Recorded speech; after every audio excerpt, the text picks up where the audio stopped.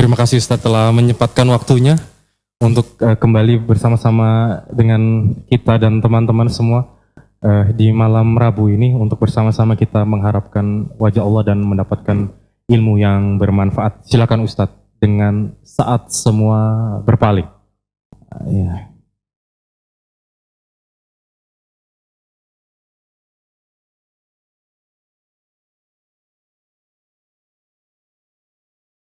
Boleh apa Ustaz Anda tambahkan? Boleh himbauan lagi nggak? Selama kajian jangan foto-foto ya, karena nggak ada gunanya juga foto-foto apa, nggak ada gunanya. Kita simak kajiannya benar-benar. Nanti kalau ada yang kurang jelas bisa ditanyakan insya Allah Ta'ala. Terima kasih.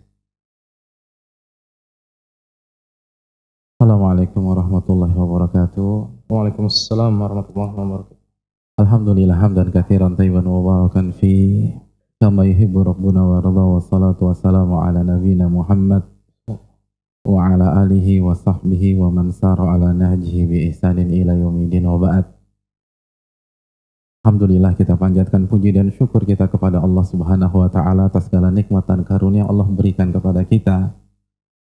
Salawat beriring salam semoga senantiasa tercurahkan kepada qudwah kita, uswah hasanah kita, Nabi besar Nabi Muhammad sallallahu alaihi wasallam, beserta para keluarga, para sahabat dan orang-orang yang istiqomah berjalan di bawah naungan sunnah beliau sampai hari kiamat kelak.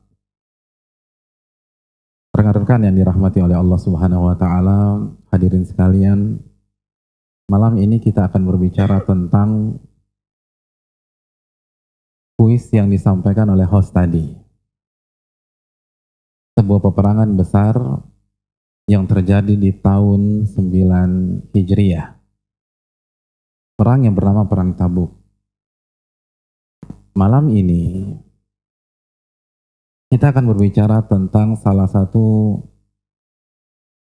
pahlawan dari cerita Perang Tabuk. Ya, pahlawan quote and quote. Kenapa quote and quote?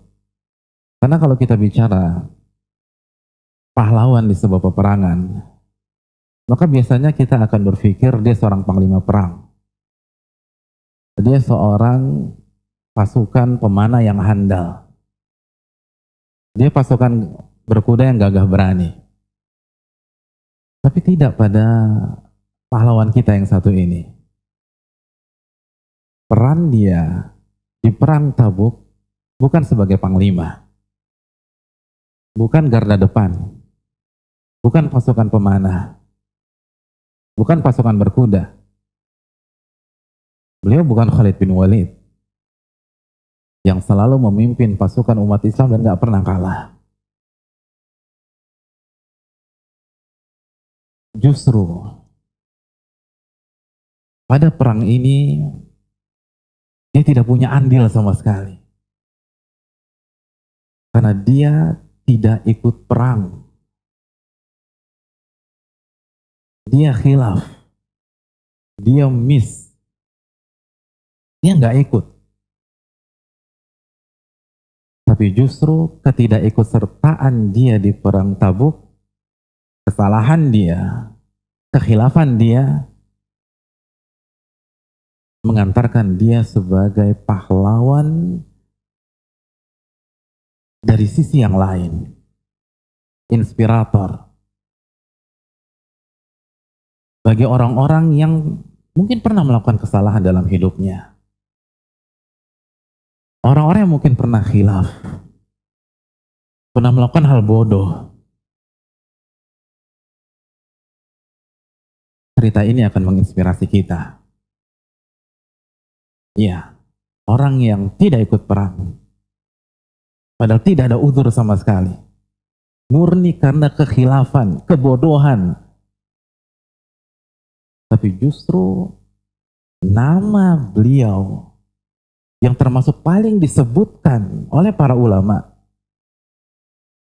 oleh umat Islam ketika berbicara tentang Perang Tabuk. Siapa beliau? Seorang Ansar,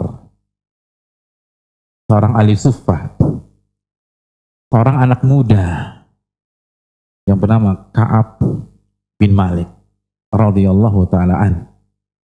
Ka'ab bin Malik. Inilah tokoh yang akan kita bahas. Kita akan melihat apa kesalahannya, apa kunci kegagalannya, dan apa hukuman yang harus dilewati.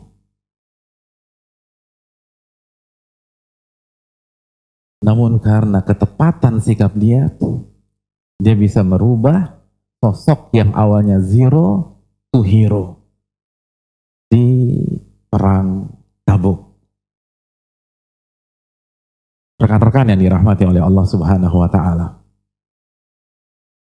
yang paling enak nerangin tentang kondisi yang terjadi pada saat itu adalah Ka'ab itu sendiri. Bukan saya, bukan Fani, bukan kita semua. Mari kita simak apa yang beliau sampaikan, sebagaimana yang diriwayatkan oleh Imam Bukhari dalam kitab sahihnya.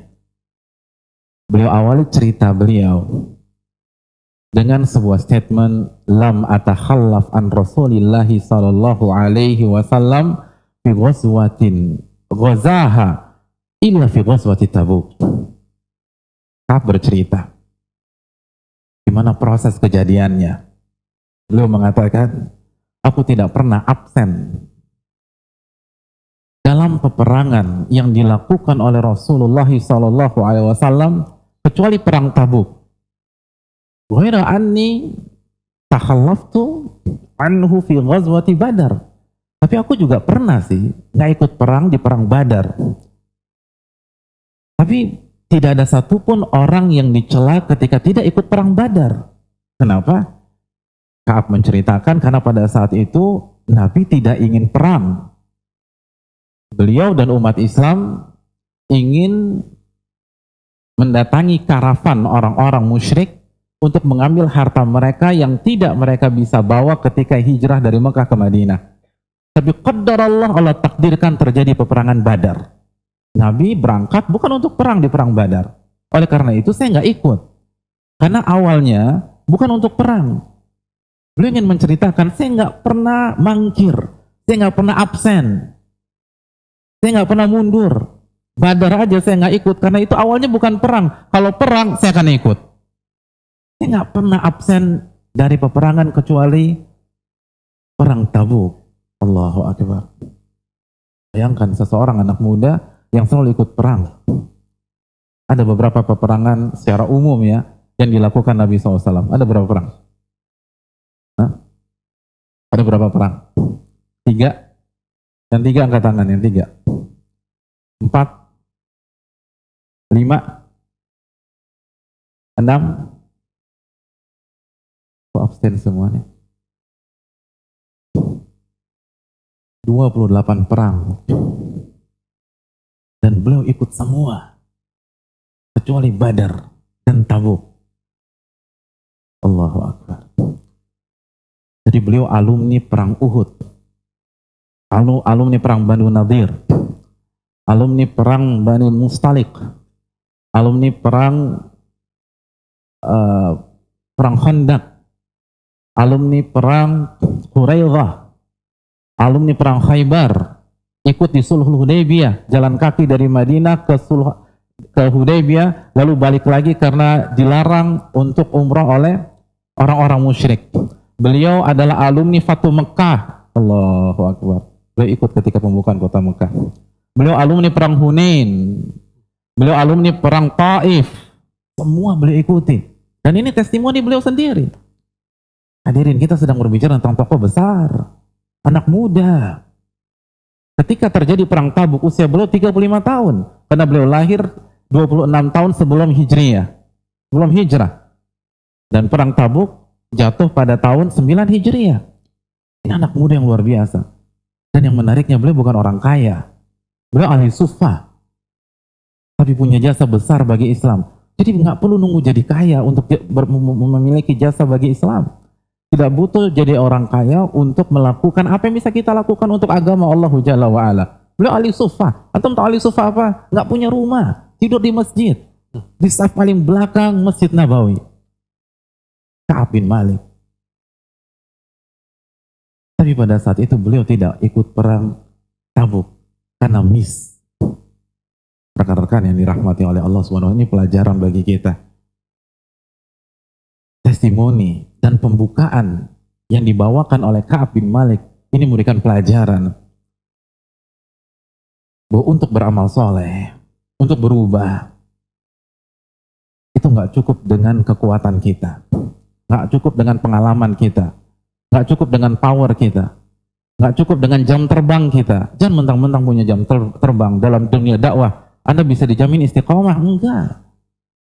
Jangan dipikir ketika kita punya jam terbang dalam membuat atau meng-create sebuah kajian, sebuah event dakwah, sebuah tablik akbar, sebuah event sosial, sunatan massal, lalu bantuan ke daerah-daerah bencana alam, lalu kita jamin kita bisa dengan mudah melakukan ibadah kepada Allah Subhanahu wa taala. Ka'ab bin Malik menunjukkan, beliau ingin menjelaskan bahwa saya bukan orang sembarangan. Track record saya bagus, tapi di perang Tabuk saya miss. Di perang Tabuk saya nggak ikut. Padahal semua para sahabat ikut perang tersebut, kecuali yang ditegaskan kalau ada udzur syar'i pada saat itu. Oleh karena itu hadirin yang dirahmati oleh Allah Subhanahu wa taala, beramal soleh, beribadah, datang ke masjid. Lagi-lagi ini bukan masalah power, ini bukan masalah pengalaman, ini bukan masalah kekuatan. Menjadi alim itu bukan masalah kecerdasan, ini masalah taufik, ini masalah hidayah, ini masalah nikmat, ini masalah anugerah dari Allah Jalla wa'ala. Oleh karena itu setiap hari kita disuruh membaca ihdinas siratal mustaqim. Ya Allah, tunjukilah kami jalan yang lurus. Dan kalau kita sudah berada di atas jalan tersebut, artinya adalah ya Allah tetapkanlah, istiqomahkanlah kami di jalan yang lurus. Inilah kenapa doa ini yang paling sering kita baca. Antum doa minta jodoh berapa kali sehari? Coba anak tanya. Minta jodoh. Minta jodoh. Minta jodoh. Yang masih jomblo berapa kali sehari? Minta jodoh.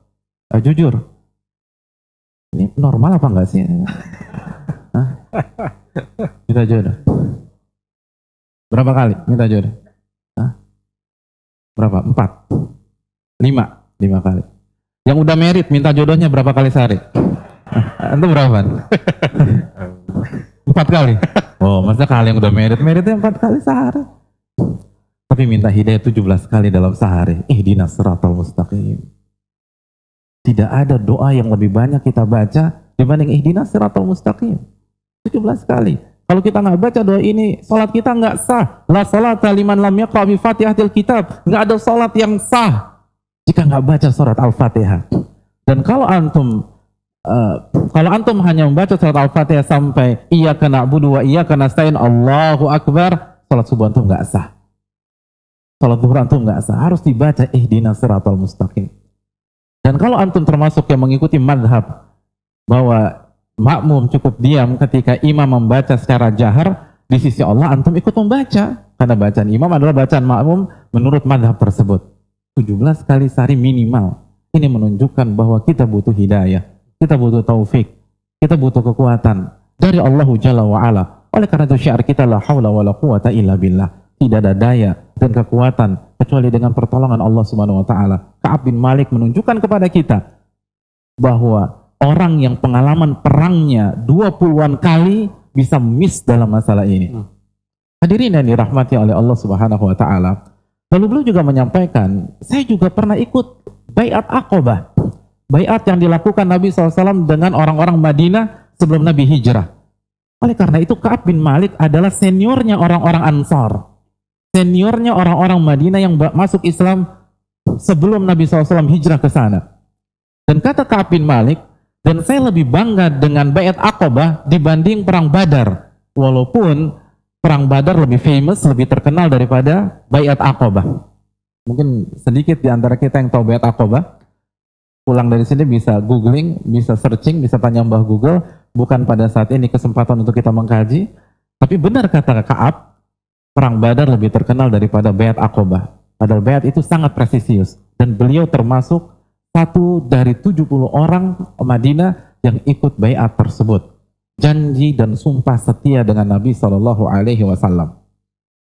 Lalu Ka'ab melanjutkan, wa kana min khabari hina takhallaftu an Rasulillah SAW fi ghazwati Tabuk anni lam akun qad aqwa wala aisar minni hina takhallaftu anhu fi dhalikal ghazwah. Dan ketahuilah bahwa pada saat aku tidak ikut perang Tabuk, aku tidak pernah merasa lebih kuat, lebih fresh, lebih nyaman dari masa itu.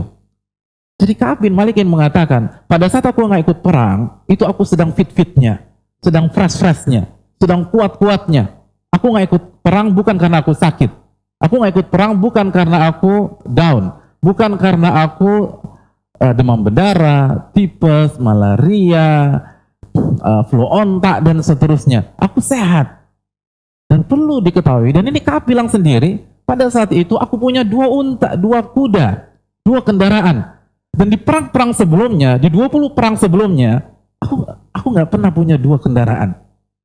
Jadi pada saat itu, aku sedang ada di top posisi, di top kondisi, secara fisik kuat dan secara finance mampu.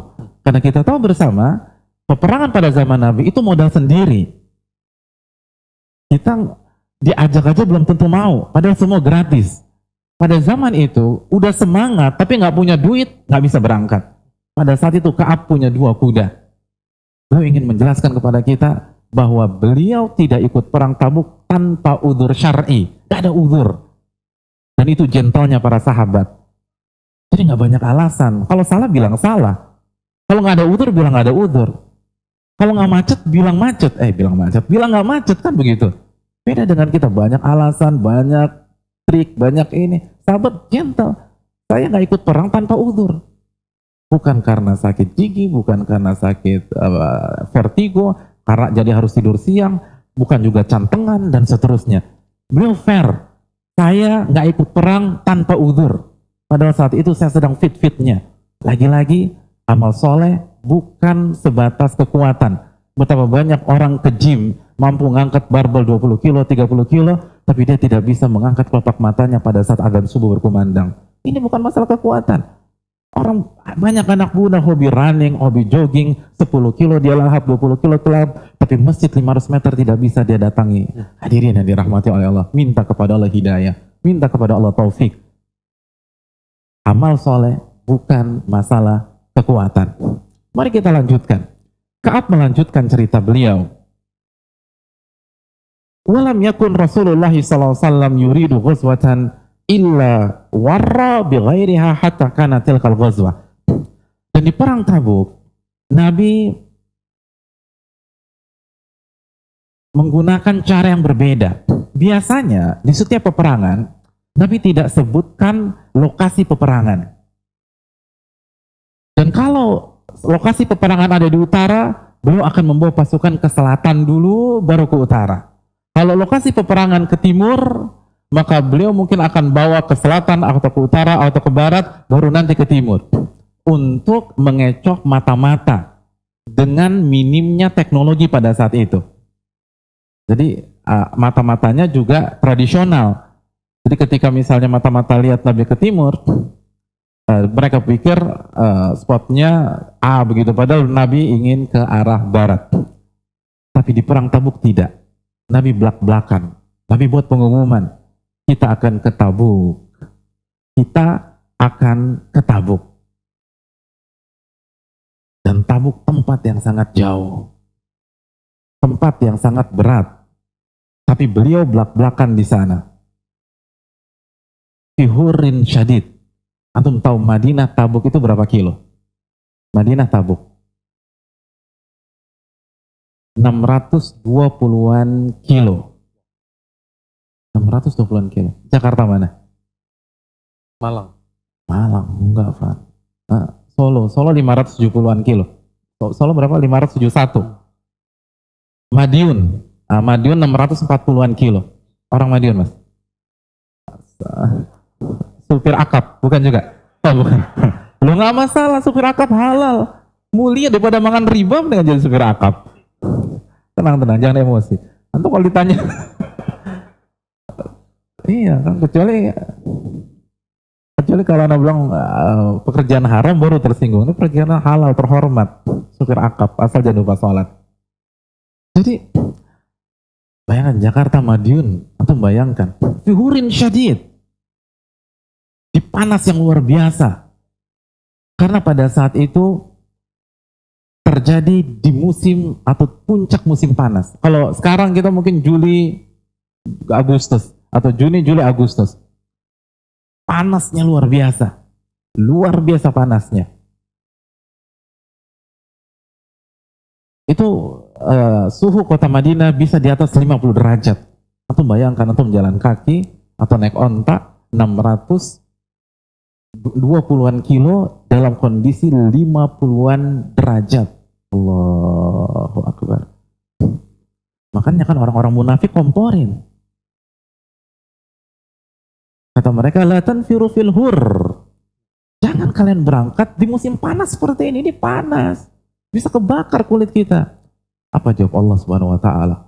Oh, Allah mengatakan, bilang sama orang munafik, naru jahannam asyaddu harra law kanu yafqahun. Neraka jahanam lebih panas kalau mereka tahu bagaimana panasnya api neraka. Diam, bungkam. Allahu Akbar. Allah yang berfirman, neraka jahanam lebih panas kalau mereka tahu. Katakan kepada wanita-wanita yang belum mau berhijab karena kegerahan, karena kepanasan. Panas ini, hari-hari ini Jakarta panas banget, betul nggak sih? Panas lembab. Tapi panasnya Jakarta berapa sih hari-hari ini? 36. Lalu ada aja tuh misalnya wanita nggak mau pakai jilbab karena gerah, karena panas.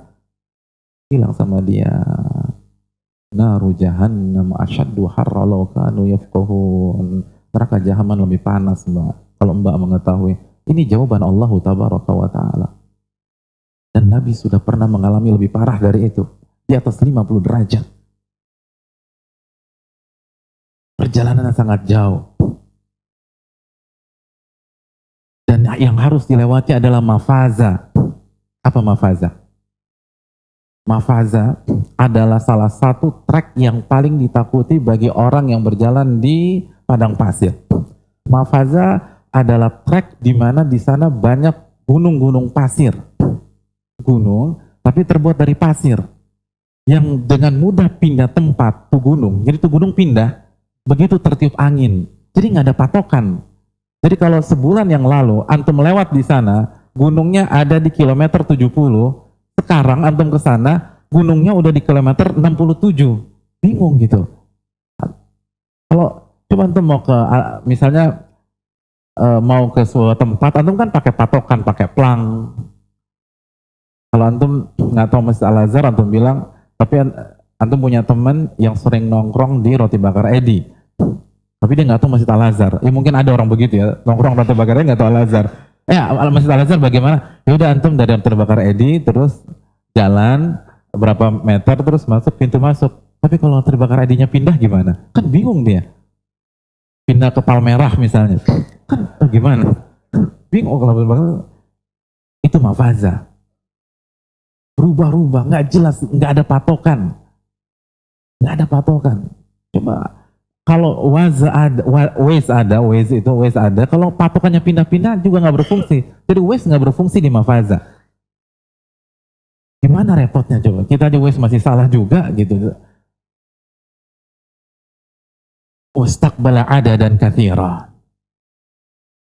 Pengen panas, capek, lelah, letih, treknya berat, begitu sampai kita harus berhadapan dengan Romawi. Allahu Akbar.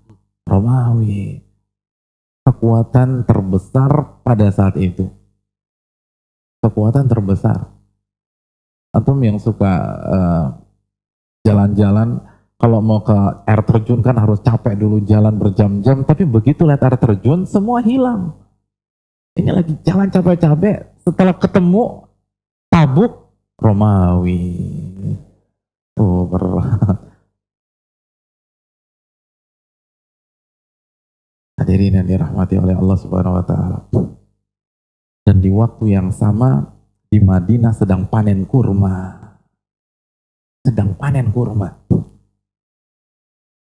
Karena kita tahu kurma itu panen di puncaknya musim panas. Oh, berat tuh. Rutop yang favorit antum tuh, yang kalau makan juicy banget, enak banget, pecah di mulut, itu di puncak musim panas. Coba tuh bayangkan, lagi mau makan rutop disuruh perang. Jalan 620-an kilo dan ketemunya Romawi. Berat. Makanya dalam riwayat itu ada satu ontak berdua ganti-gantian. Saking capeknya, saking nggak ada modal waktu itu. Satu ontak berdua. Begitu tengah jalan kelaparan, lalu makanan nggak ada, dipotong tuh ontak. Sudah, nggak bisa mati. Akhirnya nggak ada ontak, jalan kaki mereka ke sana. Berat pada saat itu. Hadirin yang dirahmati oleh Allah Subhanahu wa Ta'ala. Nabi SAW mengumumkan secara terang-terangan, kita akan ke Tabuk, kita akan perang melawan Romawi, dan itu disengaja. Nabi sengaja mengumumkan dan tidak menggunakan metode yang sebelumnya, karena memang treknya berat, suhunya panas, dan yang dihadapi adalah kekuatan besar. Nabi ingin mencek iman para sahabat radhiyallahu ta'ala anhum. Berani nggak? Mau berkorban nggak untuk Allah? Mau melangkah nggak? Sengaja dibuka.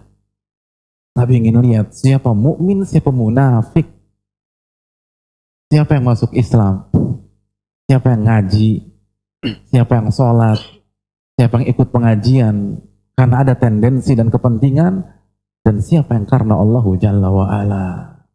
Dibuka. Kita akan perang ke Tabuk 620-an kilo dan berhadapan dengan Romawi. Dan di Madinah dipaparkan dunia yang bernama kurma. Siapa yang lebih milih dunia dan siapa yang memilih Allah dan Rasulnya. Rekan-rekan yang dirahmati oleh Allah Subhanahu wa Ta'ala, inilah hidup. Hidup adalah ujian. Dan kalau para sahabat saja mengalami hal tersebut, jadi ketika antum baca ayat-ayat tentang sahabat, hadits-hadits tentang keutamaan para sahabat, Nabi bersabda dalam surat At-Taubah ayat 100, "Was-sabiqunal awwalun minal muhajirin wal ansar," dan orang-orang yang pertama kali masuk Islam dari kalangan muhajirin dan ansar, dan yang mengikuti mereka Allah ridho kepada mereka dan mereka ridho kepada Allah.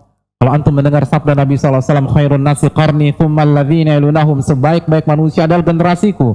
Mereka dapat itu tidak gratis, rekan-rekan sekalian. Itu setelah perjuangan, setelah kerja keras, setelah iman mereka diuji bukan satu kali, bukan dua kali, bukan tiga kali, puluhan kali. Puluhan kali. Lalu pertanyaan kita, yang mengklaim berhijrah, yang mengklaim bertaubat, sudah berapa kali Allah memberikan ujian kepada kita? Lalu sudahkah kita berhasil survive dari ujian-ujian tersebut? Ahasiban nas an yutraku an yaqulu amanna wa hum la yuftanun. Apakah manusia berpikir mereka akan dibiarkan mendeklar, memproklamirkan keimanan mereka dan mereka nggak diuji oleh Allah Jalla wa ala? Gak mungkin, mustahil. Kalau ada orang yang dapat free pass masuk surga, itu Abu Bakar, itu Umar, itu Utsman, itu Ali radhiyallahu anhum, bukan kita. Kalau mereka harus mendapatkan ujian, mereka harus jalan kaki 620 kilo ke Tabuk untuk perang secara langsung. Lalu kita ingin tenang-tenang saja lalu mati masuk surga? Mustahil, mustahil, demi Allah mustahil. Tak mungkin. Kita akan diuji. Yang berbicara detik ini dan yang mendengarkan detik ini diuji oleh Allah Jalla wa ala. Dan kita diuji sesuai kemampuan kita masing-masing. Wa yubtalal mar'u ala hasabi dini. Setiap orang diuji sesuai dengan kadar keimanannya masing-masing. Ustaz, gue kok gak pernah diuji? Ya itu sabda Nabi. Anda akan diuji sesuai dengan kadar iman Anda. Jadi kalau ujian Anda stake 1, ya iman Anda stake 1. Segitu aja. Setiap kita akan diuji oleh Allah Tabaraka wa Ta'ala. Hadirin yang dirahmati oleh Allah Subhanahu wa Ta'ala. Lalu apa respon orang-orang beriman? Apa respon para sahabat? Fajalla lil muslimina amrahum liyatahabu uhbatan ghazawhum fa'akhbarahum biwujuhim alladhi yurid wal muslimuna ma'a Rasulillah sallallahu alaihi wasallam. Dan pengumuman Nabi SAW direspon positif oleh para sahabat. Mereka antusias, mereka gembira, mereka senang, mereka gegap gembita. Mereka seperti orang-orang dapat door prize, teman-teman sekalian. Seperti orang-orang menang undian, gembiranya luar biasa. Dan yang ikut luar biasa. bahkan sampai nggak terdata sama sekali. Ada data secara tradisional pada saat perang Tabuk nggak ada datanya, karena terlalu banyak yang ingin ikut. Bahkan kata Ka'ab bin Malik, kalau ada seseorang berpikir jelek untuk tidak ikut perang Tabuk, maka dia akan merasa ketidakhadirannya tidak akan diketahui oleh Nabi SAW. Kenapa? Karena saking banyaknya orang. Antum mau cari teman di kajian Rabu malam dengan kondisi seperti ini kan susah. Dan kalau teman antum bohong, nggak gue datang kok tapi di belakang gitu loh. Oh iya, kita nggak ketemu ya. Karena saking banyaknya. Tapi kalau yang datang 4 orang kan ketahuan. Lu paling belakang mana? Orang datang cuma 4 orang kan bingung. Saking banyaknya. Dan itu yang terjadi di perang Tabuk. Penuh, orang penuh. Ribuan orang ikut perang. Semangat, antusias. Yang punya harta nyumbang harta. Yang punya tenaga nyumbang tenaga. Di antara yang nyumbang harta, Abdurrahman bin Auf. Abdurrahman bin Auf menyumbang 8.000 dirham. 80 dirham kurang lebih 480 juta. 480 juta. Utsman bin Affan radhiyallahu taalaan menyumbang 1.000 dinar. Beliau bawa dengan kedua tangan beliau dengan tergopoh-gopoh. 1.000 dinar. 1.000 dinar. Kalau emas 500 ribu itu 2,1 M. Kalau emas 600 ribu, sekarang berapa sih mas? 600.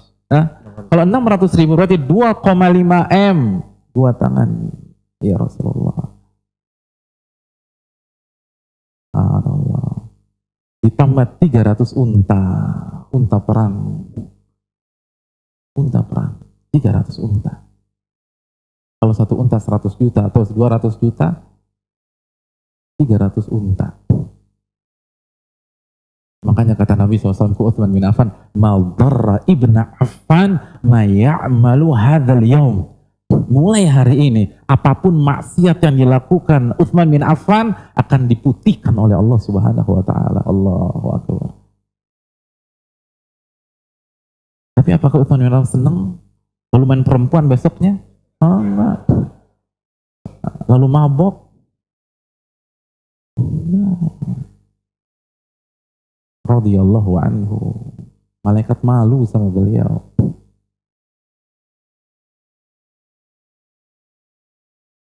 Di perang Tabuk, disinilah terjadi kompetisi antara Umar dan Abu Bakar As-Siddiq radhiyallahu ta'ala. Umar mengatakan, "Usabiku Abu Bakar hadzal yaum." Hari ini aku kalahkan Abu Bakar. Beliau infakkan setengah hartanya, 50% dari harta. Dan dengan perasaan bangga, hari ini untuk pertama kalinya aku kalahkan Abu Bakar. Umar mengamalkan fastabiqul khairat wa fi dzalika falyatanafasil mutanafisun. Dalam amal soleh lah orang-orang beriman berkompetisi. Tapi apa yang terjadi? Ternyata harapan Umar pupus.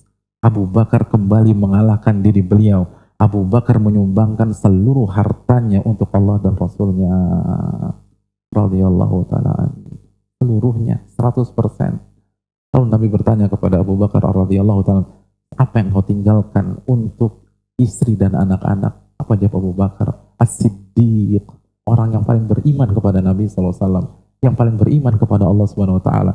Aku tinggalkan untuk mereka Allah dan Rasulnya. Aku tinggalkan untuk mereka Allah dan Rasulnya. Hadirin yang dirahmati oleh Allah Subhanahu Wa Taala. Kita hidup satu kali. Pernahkah sekali aja kita bilang, aku tinggalkan untuk istri dan anak-anakku Allah dan Rasulnya? Kemana iman? Abu Bakar As-Siddiq radhiyallahu ta'ala berangkat tanpa membawa uang sepeser pun. Semua diinfakkan untuk Allah dan Rasulnya. Ali bin Abi Thalib.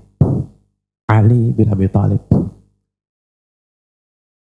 Apa yang terjadi dengan Ali bin Abi Thalib di perang Tabuk?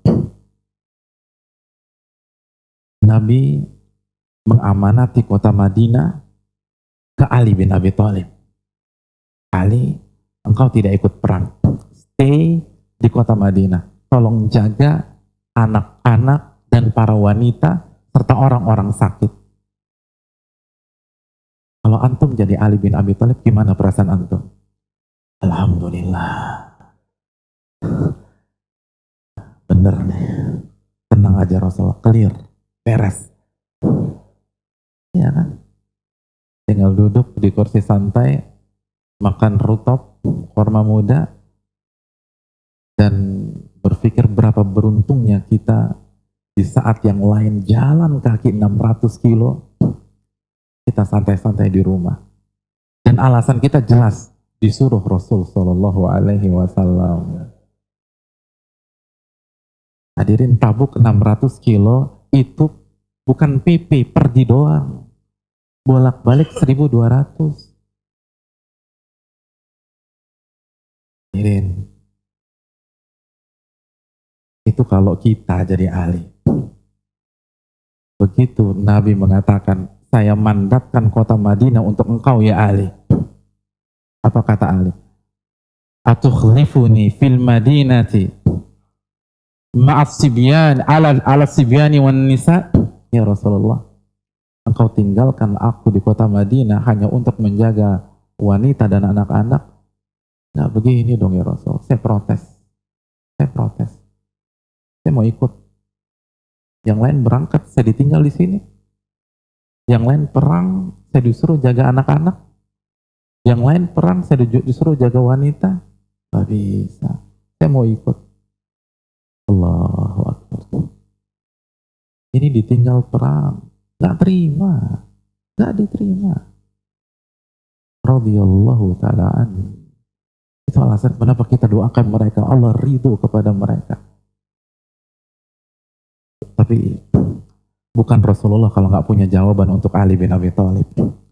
Kata Nabi SAW, ya Ali, tidakkah engkau ingin di posisi Harun bagi Nabi Musa? Kita tahu pada saat Nabi Musa menghadap Allah Subhanahu wa taala berbicara, Bani Israel dititipkan ke siapa? Harun. Jadi ketika Nabi Musa menghadap Allah untuk berbicara dengan Allah Subhanahu wa taala, Bani Israel dititipkan kepada Harun. Nah, engkau juga begitu. Saya ibarat Nabi Musa, engkau Nabi Harun. Oh ya, benar juga kata beliau. Oke, saya setuju. Luar biasa. Itu Ali bin Abi Thalib radhiyallahu taala anhu. Dan ada sebagian orang miskin yang datang kepada Nabi Shallallahu Alaihi Wasallam untuk minta dibawa. Mereka ngerengek minta dibawa. Ya Rasulullah bawa kita. Ya Rasulullah bawa kita. Ya Rasulullah bawa kita. Tapi apa kata Allah Subhanahu? Apa kata Nabi SAW? La ajidu ma ahmilukum alaih. Saya nggak punya tunggangan lagi untuk bawa kalian. Ini jauh loh. PP 1.200-an kilo. Nggak bisa, kalian nggak bisa ikut. Apa kata mereka? Tawallaw wa a'yunuhum tafidu minad dama. Mereka pulang ke rumah masing-masing. Dan air mata mereka meleleh, nangis karena nggak bisa ikut perang. Allahu Akbar. Nggak bisa ikut perang. Lalu kita nggak punya waktu untuk datang ke masjid. Lalu tenang-tenang aja. Masih bisa ketawa. Lalu ngaku beriman kepada Allah Jalla wa'ala. Allahu Akbar. Lalu Anda nggak punya waktu untuk belajar agama. Dan ketika di detik-detik teman-teman kita ngaji, kita ngumpul sama orang, lalu nggak ada perasaan bersalah, nggak ada perasaan kehilangan, dan yang lucunya Anda masih mengaku beriman kepada Allah. Sahabat nangis tadi, nggak bisa ikut perang. Dan Allah abadikan dalam surat Taubah, tawallaw wa a'yunuhum tafidu minad dama. Mereka pulang ke rumah masing-masing dan mereka menangis sejadi-jadinya. Menangis karena tidak bisa mengikuti kafilah yang bisa jadi membawa mereka kepada kematian mereka. Oleh karena itu rekan-rekan sekalian dirahmati oleh Allah. Sungguh malu kita kalau kita nangis cuma gara-gara dunia. Sungguh malu kita kepada Allah pada hari kiamat nanti. Kalau kita galau cuma gara-gara di PHK kerja. Diberhentikan karena menampilkan sunnah Nabi SAW. Kemana iman kita? Kemana keyakinan kita bahwa Allah Ar-Razzaq? Mau taruh di mana iman kita kalau kita nangis cuma gara-gara diputusin si doi? Gimana? Atau nangis cuma gara-gara cewek? Anda nangis cuma gara-gara cowok? Lalu Anda mengaku beriman? Ini nangis karena nggak bisa ikut kafilah yang kemungkinan besar akan membawa mereka kematian menghadapi Romawi. Itu iman. Itu keyakinan terhadap hari akhir. Itu zuhud terhadap dunia.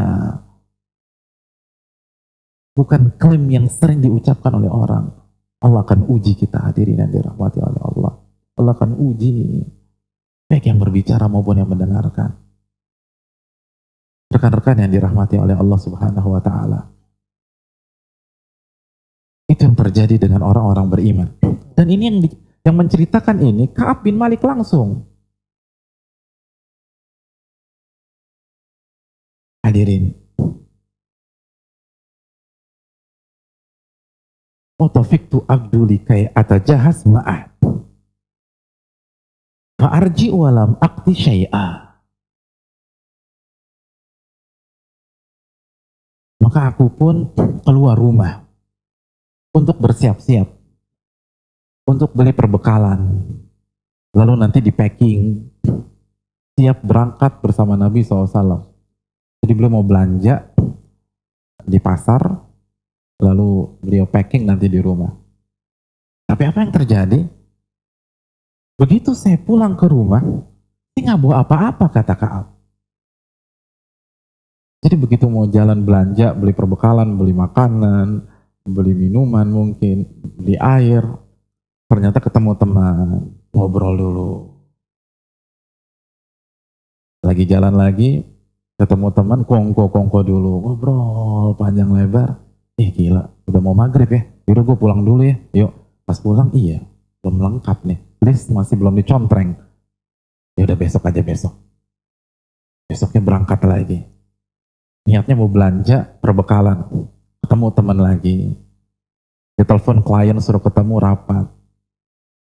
Begitu nggak sadar, udah sore pulang, ternyata belum siap sama sekali. Ka'ab bilang, ana qadirun ala dzalika in aradtu. Tapi tenang aja, insya Allah aku bisa mempersiapkan semua ini kalau aku mau. Kalau aku mau, aku bisa mempersiapkan ini semua. Tapi hari berikutnya, sampai Nabi SAW berangkat, Ka'ab tidak kunjung menyelesaikan packingannya dan perbekalannya. Akhirnya ditinggal sama Nabi SAW. Itu kunci kegagalan, teman-teman sekalian. Ana qadirun ala dzalika in aradtu, atau in uridu. Aku bisa ngerjain ini semua kalau aku mau. Ka'ab beliau mengandalkan dirinya, beliau mengandalkan kekuatannya, beliau nggak mengatakan insya Allah, padahal Allah Subhanahu wa taala berfirman dalam surat Al-Kahfi ayat 23 dan 24, wala taqulanna li syai'in inni fa'ilun dzalika ghada illa ayyasha Allah. Jangan sampai Anda mengucapkan untuk sebuah proyek, sebuah urusan, sebuah aktivitas, aku pasti akan melakukannya besok, kecuali Anda mengucapkan illa ayyasha Allah, kecuali mengatakan insya Allah. Kalau Allah mudahkan, kalau Allah kehendaki, kalau Allah berikan taufik, kalau Allah beri kekuatan, besok kelar. Tapi bukan kepada diri kita. Allah wanti-wanti, wala taqulanna, jangan sampai Anda gantungkan kepada kekuatan Anda. Nggak boleh. Ini miss. Kita harus bertawakal kepada Allah SWT. Jangan merasa diri besar, jangan merasa diri senior, jangan merasa diri kita sudah pernah berperang 20-an kali, lalu Anda bisa berangkat dengan mudah. Kalau bukan taufik dari Allah Subhanahu wa taala. Ini kesalahan, ini miss yang dilakukan Ka'ab bin Malik. Hadirin yang dirahmati oleh Allah. Oleh karena itu barang siapa yang punya cita-cita istiqomah, dia harus terus merasa diri kecil, merasa diri nothing, merasa diri nggak bisa melakukan kecuali dengan pertolongan Allah. Walaupun 12-an tahun kita ngaji, 20-an tahun kita sholat, berhijab, selalu syiar kita la haula wala quwata illa billah, tidak ada daya dan kekuatan kecuali dengan pertolongan Allah, dengan kekuatan Allah tabaraka wa ta'ala. Ya ikhwan, Abu Bakar As-Siddiq, Abu Bakar pernah minta bacaan kepada Nabi SAW. Dalam hadis Bukhari, alimni, wahai Rasulullah SAW, ajarkan aku doa. Ajarkan aku doa. Yang nanti aku baca. Apa yang diajarkan Nabi SAW? Allahumma inni zalamtu nafsi zulman kathira, wala yaghfiru dhunuba illa anta, faghfirli maghfiratan min indik, warhamni innaka antal ghafurur rahim. Allahumma inni zalamtu nafsi zulman kathira. Ya Allah, ya Rabbku, aku telah melakukan banyak sekali kezaliman terhadap diriku. Siapa yang baca doa ini pertama kali? Abu Bakar. Abu Bakar yang tadi baru saja kita dengar menginfakkan seluruh hartanya. Tapi justru doa yang diajarkan Nabi SAW kepada beliau, Allahumma inni zalamtu nafsi zulman kathira. Ya Allah, aku telah melakukan dosa yang sangat banyak, kezaliman yang sangat banyak.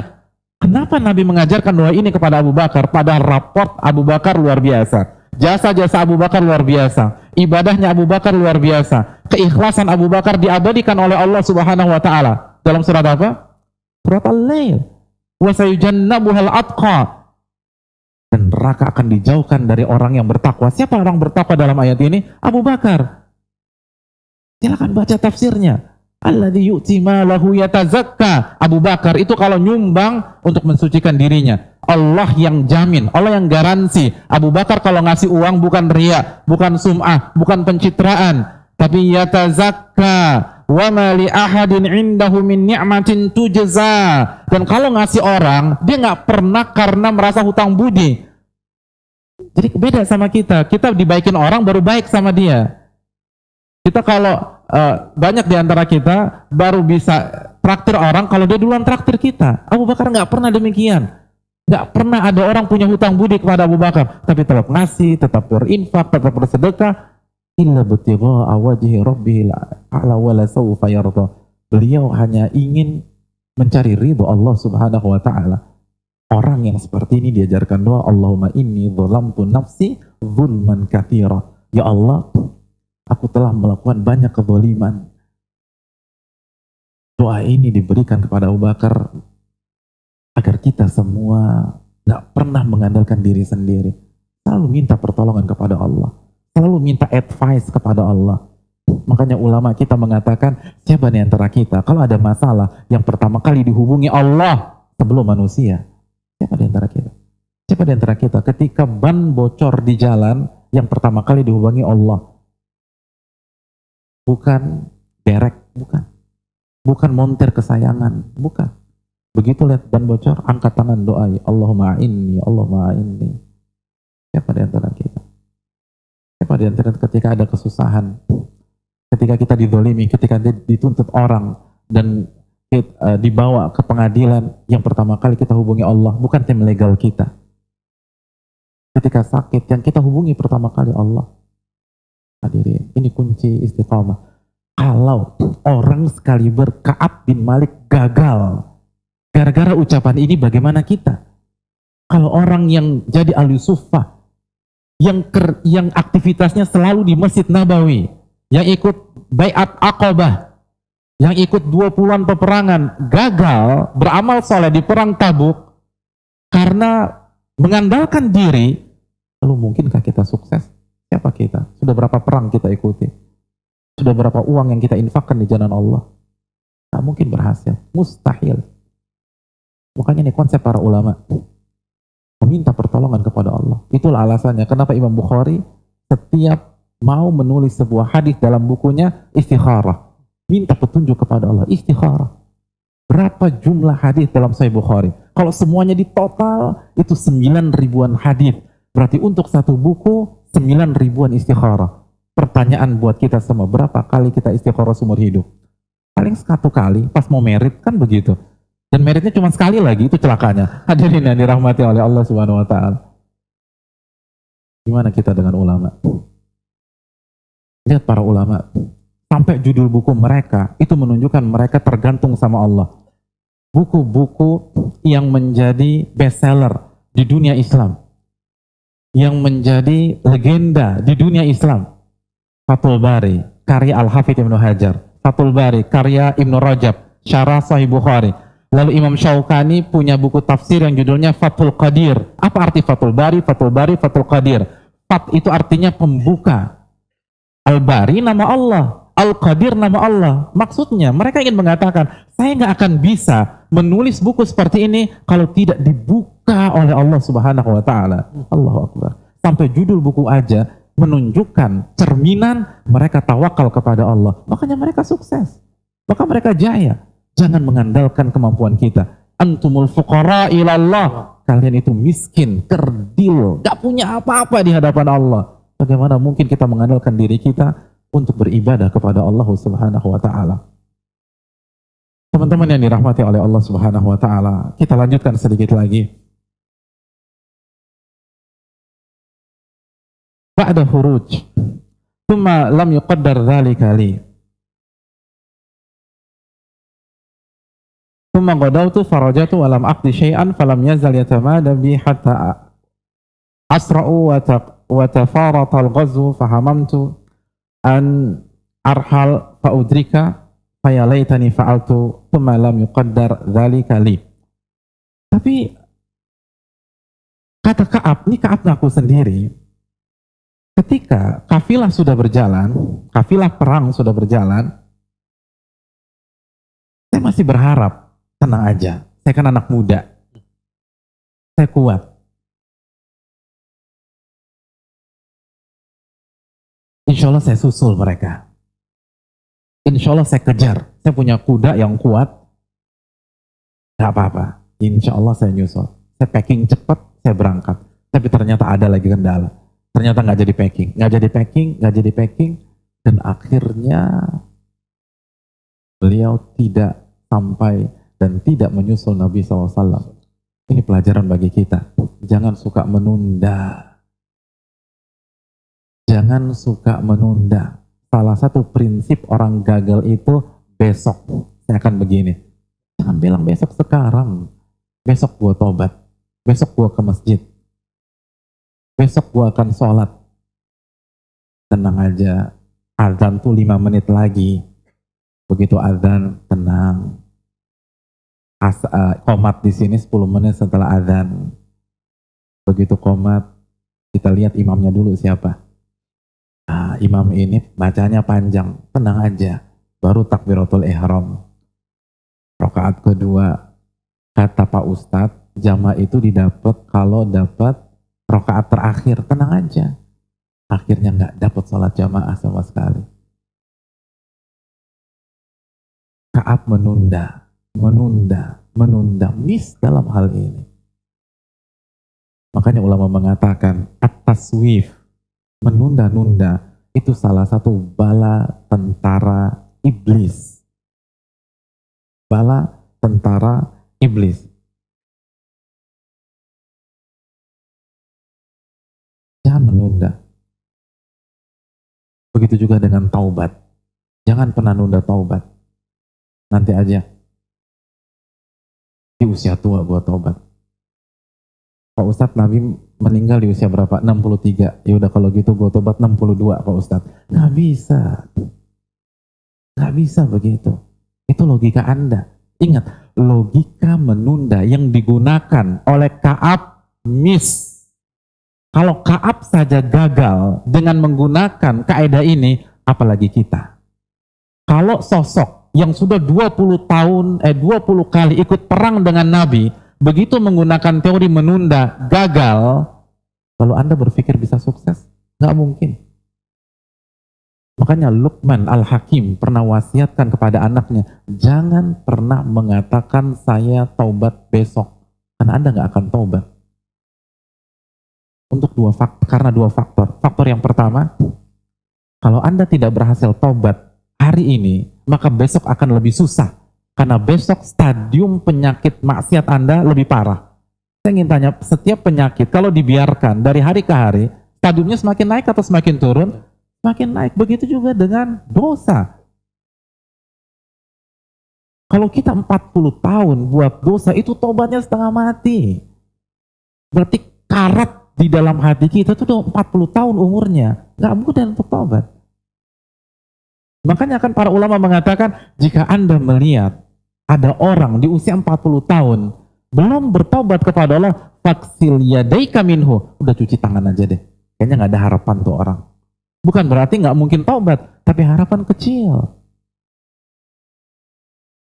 Jadi faktor yang pertama, kata Luqman bin Hakim, karena semakin hari itu semakin parah dan semakin susah diobati.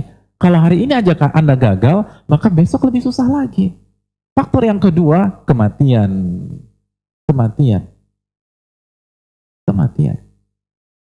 Menunda-nunda taubat akan berujung kepada su'ul khatimah. Oleh karena itu jangan bermain api untuk masalah ini. Segerakan kita beramal soleh. Segerakan. Makanya kata Ibnul Qayyim, ini menarik. Kata Ibnul Qayyim, kalau Anda melihat pintu kebaikan ada di hadapan Anda, maka masuklah dari pintu tersebut. Karena Anda tidak tahu kapan lagi pintu itu terbuka untuk Anda di masa yang akan datang. Jadi besok pintu itu sudah tertutup. Kalau Anda nggak masuk sekarang, belum tentu besok dibuka. Kalau Anda nggak masuk sekarang, belum tentu lusa dibuka. Semua orang gagal di dunia dan di akhirat, penyakitnya itu taswif, menunda-nunda. Makanya kan dalam dunia manajemen kan ada procrastinator kan? Iya nggak? Atau orang manajemen atau kayaknya santri semua di sini. Oke, nggak apa-apa. Nanti buka Google. Procrastinator, orang yang nunda. Nah itu gagal. Itu udah terbukti. Jadi kalau untuk mendapatkan dunia yang hina, ini hina nih. Nabi yang mengatakan, ad-dunya mal'unah, dunia itu terlaknat. Dunia itu seperti kambing cacat yang mati. Kalau untuk mendapatkan kambing cacat yang mati, Anda nggak bisa dengan mental menunda, mungkinkah surga dapat dengan mental seperti itu? Mustahil, nggak mungkin. Dapat kambing cacat aja nggak mungkin dengan mental begitu. Karena mungkin surga bisa didapatkan. Bagaimana mungkin bidadari bisa didapatkan dengan mental seperti itu? Bagaimana istana bisa didapatkan dengan mental seperti itu? Nggak mungkin, mustahil. Jangan menunda. Kita lanjutkan. Hadirin yang dirahmati oleh Allah Subhanahu wa taala. Lalu kota Madinah sepi. Karena rombongan perang Nabi Shallallahu alaihi wasallam sudah keluar dari kota Madinah.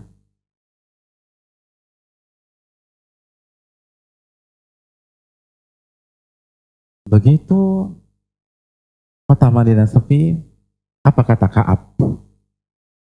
Ba'da khuruji Rasulillah sallallahu alaihi wasallam, yuhzinuni anni la ara li uswatan illa rajulan maghmusan alaihi fin nifaq aw rajulan mimma 'adzara Allah taala min ad-du'afa. Wa lam yadhkuruni Rasulullah sallallahu alaihi wasallam. Jadi Ka'ab baru sadar. Kalau bahasa kita Ka'ab baru ngeh dari zongnya gitu. Ternyata ketika dia lihat yang ada di kota Madinah, yang stay pada saat itu, kalau nggak munafik, orang sakit atau yang ada udzur. Tidak ada satupun orang beriman, normal, sehat, fit yang beliau temui di kota Madinah. Karena Ibnu Katsir mengatakan, yang ada di kota Madinah pada saat itu ada 4 kelompok. Kelompok yang pertama yang ditugaskan Nabi SAW seperti Ali bin Abi Thalib. Kelompok yang kedua wanita dan anak-anak dan orang sakit. Kelompok ketiga orang munafik. Kelompok keempat Ka'ab bin Malik, dan mereka hanya 3 orang, nanti kita akan jelaskan. Jadi ketika Ka'ab bin Malik lihat begitu jalan-jalan, kota sudah kosong dari pasukan, ini munafik nih. Ketemu lagi, munafik lagi. Munafik. Ternyata munafik semua. Itu sedihnya minta ampun semua. Ya Allah, gue salah nih. Gue dikelilingin orang-orang munafik. Walaupun Ka'ab miss, tapi dia masih punya iman, teman-teman sekalian. Dia masih punya iman. Dia masih risih, masih sedih, masih down. Ya Allah, munafik. Ini munafik. Ketemu di pasar, munafik lagi. Ketemu di jalan, ini munafik. Gak ada yang seperti saya. Semuanya berangkat perang. Allahu Akbar. Bagaimana dengan kita? Oke, mungkin kita miss. Kita diajak clubbing. Akhirnya kita datang. Tapi kok nggak risih ya? Ketika kita lihat sekeliling kita orang-orang bermaksiat kepada Allah Subhanahu wa Ta'ala. Mana iman? Pada saat kita menengok ke kanan dan ke kiri, ternyata yang kita temui orang-orang yang fasik kepada Allah Subhanahu wa Ta'ala. Kaab boleh melakukan miss, tapi imannya masih menangis, teman-teman sekalian. Dia sadar bos melakukan kesalahan yang fatal. Lalu bagaimana dengan kita? Kalau kita lagi ngumpul-ngumpul sama teman-teman kita, kalau kita lihat belakangan kita lagi pakai putau, itu lagi ngirup sabu, yang kiri lagi sakau, yang pojok lagi ngisep gorila. Gimana? Allah. Lalu Anda bisa tenang-tenang aja? Anda nggak ada risih sama sekali. Kemana iman? Lalu siapkah Anda dibangkitkan pada hari kiamat bersama mereka? Anta ma'aman ahbabta. Engkau akan dikumpulkan pada hari kiamat nanti bersama orang-orang yang engkau cintai. Bersama geng Anda itu. Anda mau dikumpulkan dengan mereka. Hidup ini pilihan. Tidak perlu kita cela mereka. Tapi siapkah tidak? Siap tidak dengan konsekuensinya? Pada saat kita bergaul, ternyata orang-orang terdekat kita tidak beriman kepada Allah, tidak bertakwa kepada Allah, bermaksiat kepada Allah Jalla wa Ala. Bagi akhwat-akhwat di belakang, siapkah kita? Atau kemana iman kita pada saat kita ngumpul dengan teman segeng dan semuanya tidak menutup aurat mereka? Lalu kita tenang-tenang saja, kemana iman kita? Dan siapa kita jika dibangkitkan pada hari kiamat nanti bersama orang-orang seperti itu? Tidak ada maksud untuk mencela, karena ini konsekuensi dari sebuah pilihan. Iman itu akan risih, kecuali dengan setipe. Al-arwah junudun mujannada. Ruh itu seperti tentara satu kompi atau satu batalion. Saya ingin tanya, baret merah pernah ngumpul apa? Baret merah ngumpul sama baret hijau apa enggak? Enggak. Kopassus ngumpul sama pamong praja apa enggak? Enggak mungkin. Kalau Anda ngumpul dengan orang-orang fasik, lalu tidak ada pemberontakan dari iman Anda, selamat. Anda bersama dengan mereka pada hari kiamat. Kaab menangis, tapi tidak ada yang bisa dia perbuat. Dia sudah jauh tertinggal oleh Nabi SAW, dan pasukan pada saat itu sudah tiba di Tabuk. Nabi dan para sahabat sudah tiba di Tabuk. Apa yang terjadi di Tabuk dan bagaimana kelanjutan kisah ini? Insya Allah kita akan bahas di Rabu yang akan datang. Wassalamualaikum ala nabiyina Muhammad. Salam, Masya Allah. Mumtaz. Oke. Sebelum kita buka sesi tanya jawab, jazakallahu khair Ustaz. Sebelum kita buka sesi tanya jawab, insya Allah nanti teman-teman yang sudah mendaftar di nomor yang berapa kali kita sebutkan, ada nomor WA dan BBM, nanti insya Allah akan di-share matan hadis yang tadi Ustadz bawakan. Insya Allah Ta'ala. Oke, sekarang kita buka tanya jawab dengan Amor. Silakan. Brother, sister, kajian belum selesai. Mari kita lanjutkan duduk karena akan banyak muncul pertanyaan insya Allah. Dan tolong nanti yang di bagian tengah sini untuk menjaga line kamera agar saudara-saudara kita yang di luar sana yang live streaming tidak terganggu atas kameranya. Ini dititipin apa ini ya? Hadiah. Oke, hadiah yang pertama yang tadi. Hadiah Hakim. Hakim masih ada? Hakim mana deh? Hakim? Okay. Oh ya. Minta tolong. Sudah ngantuk. Ini hadiahnya Hakim. Terima kasih jazakallah. Oke, silakan. Ladies first. Ladies first. Silakan. Sister. Dan sekalian dianjurkan nanti untuk yang terlanjur sudah turun ke bawah bahwa di bawah memang kita siapkan bazar tapi insya Allah tidak akan dilayani sampai nanti kajian ini selesai. Ya. Dan tolong hindari sebisa mungkin ihtilat, bercampurnya laki-laki dan perempuan. Ya. Silakan sister, Ada? Ada? Halo? langsung. Assalamualaikum warahmatullahi wabarakatuh. Waalaikumsalam warahmatullahi wabarakatuh. Perkenalkan, nama saya Azahra dari Pancoran. Siapa? Azahra. Azahra, silahkan. Ya Ustadz, saya mau tanya. Tadi kan disebutkan kalau misalnya alim itu bukan karena kecerdasan, tapi karena hidayah dan taufik. Azahra bisa pelan-pelan nggak tanyanya? Oh ya, oke. Oke, it's okay. Tenang, jangan nervous. Enggak kok. Oh enggak, oke. Silakan. Ya, jadi kan tadi Itu perasaan Devania aja. Sama Kak Amur. Ya silakan. tadi kan Ustadz nyebutin kalau misalnya alim itu bukan karena kecerdasan, tapi karena hidayah dan taufik. Makanya kita disuruh baca makanya kita baca setiap hari ihdinas siratal mustaqim. Nah, Setiap sholat mungkin Setiap ya? sholat, ya. Tapi kalau misalnya kita udah baca itu berulang-ulang, tapi kita nggak dapet hidayahnya, itu kenapa ya Ustadz? Itu yang pertama. Oke. Yang kedua, Mau bertanya dua? ya. Boleh. Sebagai muslim yang baik kan kita harusnya bisa membawa muslim lain ke jalan yang lurus. Tapi kalau kita hanya bisa mendoakan tanpa berbuat, itu salah nggak ya Ustadz? Ya, itu aja. Terima kasih. Oke, terima kasih Azahra. Ya. Silakan Ustaz.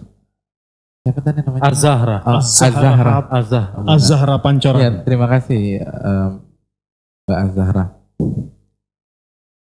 Tadi alim adalah taufik. Mhm. Tapi kenapa banyak di antara kita udah berdoa tapi nggak alim-alim, Iya. gitu, nggak pinter-pinter, atau nggak dapat hidayah? Yang pertama kita harus tahu dulu sekali lagi bahwa semua amal soleh di dalam Islam itu intinya adalah taufik dan hidayah dari Allah Subhanahu wa Ta'ala. Tapi nggak berhenti sampai di situ. Karena Allah juga menjelaskan dalam surat Ar-Ra'd ayat 11, "Innallaha la yughayyiru ma biqaumin hatta yughayyiru ma bi anfusihim." Allah tidak akan merubah kondisi sebuah kaum sampai mereka berusaha untuk merubah kondisi mereka sendiri. Jadi harus ada effort, harus ada usaha, harus ada kerja keras. Sama seperti kita mencari rizki. Rizki itu di tangan Allah Subhanahu Wa Taala. Tapi kan bukan hanya doa aja. Kita harus kerja, kita harus mencari, dan konsep tawakal yang benar adalah bekerja dan menyerahkan hasilnya kepada Allah dan atau bergantung kepada Allah Subhanahu Wa Taala. Nah begitu juga di samping kita berdoa, kita harus berusaha, kita harus lawan tuh, kita harus kerja keras. Dan kisah ini menunjukkan untuk menggapai hidayah, agar istiqomah, para sahabat harus jalan kaki kurang lebih 1.200 km di bawah terik matahari yang bisa sampai 50 sampai 56 derajat di padang pasir atau di mafaza. Kalau mereka melakukan demikian, bagaimana mungkin kita hanya doa aja? Jadi sekali lagi, doa itu penting dan harus, dan itu basic kita, itu pondasi kita. Tapi setelah kita berdoa, harus ada effort, harus ada usaha untuk datang ke pengajian, harus ada usaha untuk nuntut ilmu, lalu kita amalkan ilmu kita, lalu setelah itu kita dakwakan sesuai dengan kemampuan kita. Jadi makanya kan tadi nggak boleh nunda-nunda. Jadi kalau udah niat misal mau kajian malam ini, apapun kendalanya, kecuali kalau nggak darurat ya, itu harus datang. Karena kalau kita tunda gara-gara misalnya ada teman minta anterin ke sebuah mall atau minta ngajak curhat di sebuah kafe dan lain sebagainya, minggu depan akan lebih berat lagi tantangannya. Itu dipastikan. Jadi harus diputus tuh mata rantai syaitan. Itu yang pertama. Yang kedua, benar, sebagai muslim kita harus ngajak orang lain untuk menggapai hidayah sebagaimana yang kita rasakan. Nabi bersabda dalam hadis riwayat Imam Tabrani, "Ahabbun nasi ilallah anfa'uhum linnas." Orang yang paling dicintai oleh Allah, orang yang paling bermanfaat. Dan manfaat itu umum, baik manfaat akhirat, agama, atau manfaat dunia. Dan kita sepakat manfaat akhirat lebih baik daripada manfaat dunia. Jadi semakin kita bisa ngajak, semakin kita bermanfaat, semakin kita dicintai oleh Allah Subhanahu Wa Taala. Namun yang perlu kita ingat, bahwa semua kesuksesan harus bertahap, harus pelan-pelan. Jadi sebelum kita masuk ke dunia dakwah, kita harus pastikan diri kita sudah settle dulu. Kan ayatnya jelas, wal asri, demi waktu, manusia itu dalam kondisi rugi. Illal ladzina amanu, kecuali orang-orang yang beriman. Wa amilus shalihat, dan beramal soleh. Baru setelah itu watawasau bil haq, watawasau bis sabar. Baru setelah itu saling kasih nasihat, saling sharing, saling ngedakwahin di atas kebenaran dan kesabaran. Jadi sebelum saling memberikan nasihat, beramal soleh dulu gitu loh. Sebelum itu beriman dulu gitu. Jadi sebelum kita bicara panjang lebar tentang dakwah, tentang ngajak orang, tentang sharing, tentang jadi inspirator di kampus atau di kantor, Anda harus tunjukkan kepada Allah iman Anda dan amal soleh Anda. Nah, yang jadi masalah sekarang banyak orang yang ngambil jalan pintas. Iman belum kuat, lalu amal soleh masih bolong-bolong, tapi sudah sibuk berdakwah. Ini fatal. Karena dakwah itu sangat berat. Dakwah sangat berat. Bukan hanya dari pihak eksternal, tapi pihak internal. Dakwah tuh maju kena, mundur kena. Artinya, mundur kena akan ada banyak orang-orang atau haters-haters yang gak suka sama kita untuk menjegal kita sehingga kita mundur. Tapi kalau kita maju, bukan berarti kita aman. Kita kena juga. Bisa jadi kena penyakit ria, penyakit ujub, penyakit sombong, penyakit sum'ah, dan itu tidak kalah fatalnya. Nah, bagaimana kita mengantisipasi hal itu semua? Iman dan amal solehnya harus kuat dulu. Iman dan amal solehnya itu harus kuat dulu. Makanya kan, di akhir-akhir surat Al-Hijr, Nabi kan sempat sedih ketika mendapatkan against dari sebagian kaumnya. Apa firman Allah? Allah mengatakan, fasabbih bihamdi rabbika wa kum minas sajidin. Kita tahu gimana sakitnya hati engkau wahai Muhammad. Ini resepnya, fasabbih. Maka bertasbihlah. Bihamdi rabbika, dan bertahmidlah, wa kum minas sajidin, dan bergabunglah ke dalam komunitas orang-orang yang sujud kepada Allah Subhanahu wa taala. Jadi untuk menghadapi aral dan rintangan dakwah, Nabi disuruh bertasbih, bertahmid, berzikir, dan sholat. Jadi amal kita harus kuat kalau kita ingin sukses dalam dakwah. Jadi bertahap, mungkin itu. Ya, syukran Ustaz, jazakallahu khair. Oke, langsung brothers. Brothers, pertanyaan brothers. Wow. Gak mau lihat. Mic-nya mana? Mana mic-nya? Yang mana? Paling belakang? Oh, itu. Oh. Ya. Iya. Ya. Silakan berdiri. Nanti insya Allah pertanyaan kita lanjut di bawah ya, Mat. Ya, selain yang di atas nanti ada sesi kajian di bawah, khususnya sesi tanya jawab di bawah ya. Insya Allah. Ayo bangun, silakan. Assalamualaikum. Waalaikumsalam. Nama saya Abi dari Abi Abi dari mana Abi? dari Jakarta. Oke, silakan Abi. Sama dong, Jakarta. Ya. Saya mau bertanya mengenai Abi antum. apa ya petunjuk dari Allah gitu, istikharah. Kemarin baru-baru ini saya mendapat dari dua pilihan hidup. Pertama, saya dapat pekerjaan. Wow. Kedua, saya dapat tawaran beasiswa S2. Masya Allah. Lalu itu sangat membingungkan dalam hidup saya. Jadi saya berpikir saya nggak bisa menyerahkan ini kepada diri saya sendiri. Saya harus istikharah. Lalu saya sempatkan beberapa hari itu istikharah dalam duha. Saya sempatkan niatkan untuk istikharah seperti itu. Lalu tapi saya masih belum dapat jawabannya. Ada sih jawabannya, kayak semacam saat saya tidur gitu, pas mau bangun ada bisikan kayak, wow, ambil pekerjaannya biar disayang mertua katanya. Antum nggak takut? Ada yang bisikin nggak takut? Saya takutnya saya nggak punya mertua, jadi saya bingung. Maksudnya saya bingung. Udah nikah, Abi. Apa tadi? Dia udah nikah. Ya Berarti bisikan belum nikah kan? belum. Iya. Ya jadi Abi ini pelan-pelan tapi oke. Ambil pekerjaannya terus apa? Ambil pekerjaannya. ya jadi tadi waktu saya mau bangun untuk sholat subuh, tiba-tiba ada bisikan, ambil pekerjaannya biar disayang mertua katanya. Oh, Biar disayang mertua. Tapi saya malah Padahal belum nikah ya. Ya, tapi saya malah makin bingung karena saya belum menikah. Lalu saya langsung bertanya kepada bapak saya ya, maksudnya Kamera orang tua. mana? Saya nanya ke bapak saya bilang ada bisikan seperti itu. Bapak saya bilang, bahwa yang penting tuh kamu disayang calon kamu bukan sama mertua. Nah, udah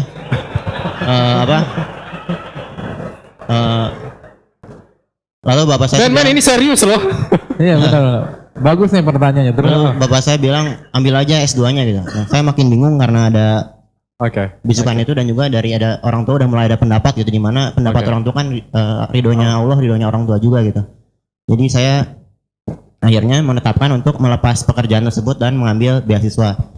Tapi masalahnya ketika saya sudah mengambil beasiswa tersebut, saya malah merasa sesak gitu, kayak entah nggak ikhlas atau apa, kayak ya malah ambil beasiswa, dan di mana beasiswa itu berarti saya bakal meninggalkan segala kenyamanan di Indonesia ini dan pergi ke negara orang gitu. Jadi Masya Allah. jadinya apakah saya ini tidak mengindahkan petunjuk dari Allah gitu berupa bisikan itu, entah apa, Oke. atau bagaimana ya Ustadz? Karena saya merasa Ya. saya masih bingung sampai sekarang dengan pilihan saya. Mungkin di negara yang sana akan temu mertua nanti. And you know what Abi, pertanyaannya itu Masya Allah bagus banget deh. Maksudnya kita juga mungkin perlu tahu Ustaz ya, step-step istikharah itu seperti apa yang benar-benar Rasulullah ajarkan itu ya, supaya juga kita nggak dibisikin ya. Supaya mungkin apa sih tandanya kayak gitu ya, apakah dari bisikan, dari hal apa begitu ya, mungkin itu ya. Tapi sorry, beasiswanya sudah diambil. Ya nanti baru tanggal 25 saya ke sana untuk ambil beasiswanya. Oke. Kita tunggu jawaban dari Ustaz. Terima kasih Abi ya, syukur jazakallah. Silakan Ustaz. iya terima kasih Bi.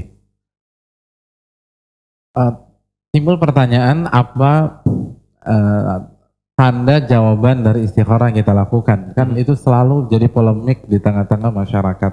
Ada yang bilang mimpi, ada yang bisikan, ada macam-macam deh ya.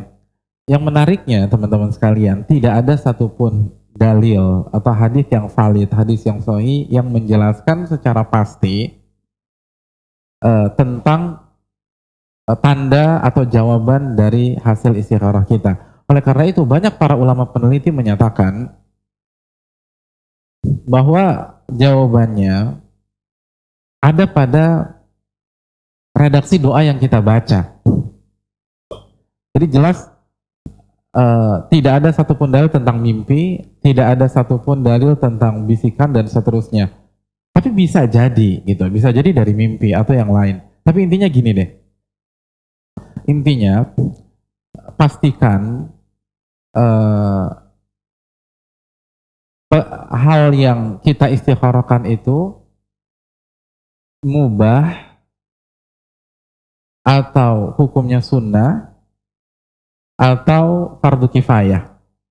Kenapa? Karena ulama sepakat tidak ada istikharah untuk hal yang haram atau hal yang wajib.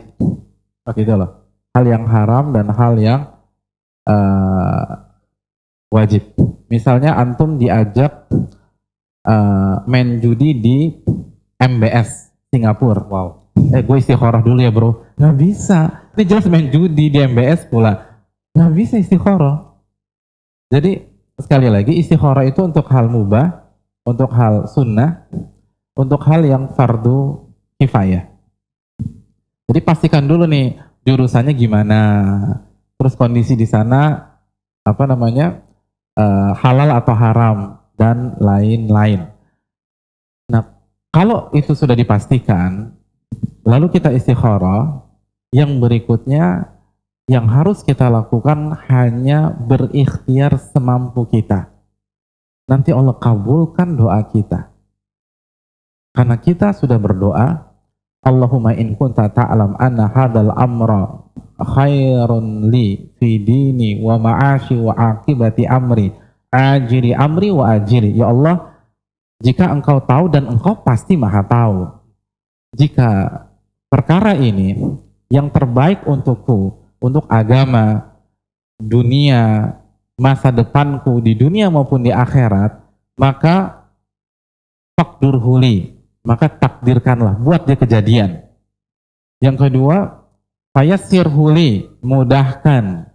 Yang ketiga, tsumma barik lifi, lalu berkahi aku ketika aku menjalani prosesnya. Sebaliknya, wa in kunta ta'lam anna hadzal amra syarrun li, kalau engkau mengetahui dan engkau maha tahu ini perkara buruk bagiku, fidini wa ma'ashi wa akibati amri ajili amri wa ajili, buruk untuk agamaku, untuk duniaku, untuk masa depanku di dunia maupun di akhirat. fasrifu anni, palingkan dia dariku. Fasrifni anhu, dan palingkan aku darinya. Fasrifu anni wasrifni anhu waqdur liyal khaira haitsu kan tsumma ardini bih. Lalu ganti dengan takdir yang lebih baik dan buat aku ridho dengan pilihanmu itu. Inti dari jawaban istikharah adalah kalimat-kalimat yang kita baca itu diijabah oleh Allah. Kalau itu yang terbaik, Allah akan buat kejadian, Allah akan mudahkan dan Allah akan berkahi. Dan kalau itu buruk, Allah akan persulit gitu. Jadi mentok aja. Jadi keliru ada orang yang mau merit, terus udah istikharah, gagal sana, gagal sini, terus dia komplain, gue udah istikharah tapi kok gagal terus ya. Ya berarti itu nggak bagus buat lo. Kan lo yang minta. Ya. Kan lo yang minta kalau ini buruk, palingkan dia dan palingkan aku. Nah ketika lo minta dikabulin kok protes gitu loh. Paham nggak? Ya ketika Allah palingkan Anda dari dia dan Allah palingkan dia dari Anda, kok Anda protes? Kan itu permintaan Anda. Jadi kalau Allah persulit, Allah buat ribet dan mentok terus, maka itu nggak bagus buat kita. Jadi tinggal jalanin. Kalau safe secara syar'i ini halal, maka jalani. Dan ada indikator tadi ya, orang tua kan buat si malakama nih, di satu sisi orang tua, di satu sisi mertua tadi kan. Orang tua soalnya suruh dia lanjut S2 kan gitu ya tadi ya. Di satu sisi kalau diambil disayang mertua. Gimana nih win-win solutionnya di kanan orang tua, di kiri mertua? Jawabannya pilih orang tua karena dua faktor. Faktor yang pertama, orang tua nomor satu, apalagi buat anak laki-laki. Ya. Kalau terjadi perbedaan antara orang tua dan mertua, pilih orang tua. Jadi selalu pilih orang tua selama nggak haram. Selama tidak haram, selalu pilih orang tua. Adapun kecuali bagi wanita yang sudah menikah, maka orang tua hanya ada di satu tingkat di bawah suami. Tapi kalau buat kita laki-laki, orang tua nomor satu. Itu faktor yang pertama. Kenapa kita pilih orang tua? Faktor yang kedua, karena mertuanya belum ada gitu loh. Kan gitu. Jadi jelas prioritaskan orang tua karena mertuanya belum ada. Jadi yang udah ada kita prioritaskan. Yang udah ada kita prioritaskan. Nanti kalau udah ada baru deh kita pikirkan lagi. Kalau misalnya untuk kasusnya Abi Ustadz ya, misalnya masih bisa nggak Abi ini mengulang istikharahnya gitu? Sedangkan karena due date-nya tanggal 25 ya, masih bisa nggak Ustadz misalnya kita tidak mengucapkan doa yang tadi Rasulullah ajarkan misalnya, atau ada yang salah di dalam sholat kita gitu loh. Bagaimana Ustadz? Iya, jazakallahu khairan. Terjadi pembicaraan di tengah-tengah para ulama, apakah istikharah itu cukup satu dalam sebuah perkara atau boleh kita ulang? Boleh kita ulang.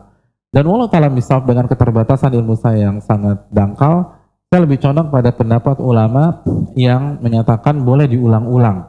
Kenapa? Karena yang pertama, hadis istikharah yang diriwayatkan Imam Bukhari dari Jabir bin Abdullah, itu hadisnya umum. Hadisnya mutlak.